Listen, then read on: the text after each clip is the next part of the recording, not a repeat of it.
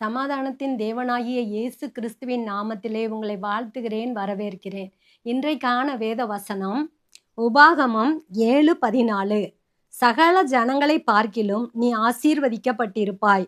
உங்களுக்குள் உங்கள் மிருக ஜீவன்களுக்கும் ஆணாகிலும் பெண்ணாகிலும் மலடு இருப்பதில்லை.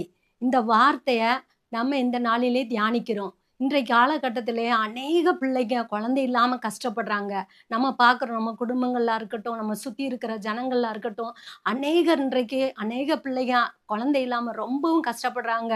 ரொம்பவும் வேதனைக்குள்ளா இருக்கிறாங்க. இந்த வார்த்தைய வச்சு நீங்க ஒவ்வொரு நாளும் தியானம் பண்ணுங்க, ஜெபிங்க. வாக்குத்தத்தமா இத எடுத்துக்கிட்டு இந்த வார்த்தை நமக்காக தான் கொடுக்கப்பட்டிருக்கு. இந்த வார்த்தைய நம்பி நீங்க இந்த வார்த்தையில நீங்க நிக்கும்போது கர்த்தர் உங்களுக்கு பெரிய காரியங்களை செய்வார். நிச்சயமாகவே உங்களுக்கு கற்பத்தின் கனியை தந்து ஆசீர்வதிப்பார். கர்த்தரை நம்புங்க, விடுதலையாவீங்க. ஆமென்.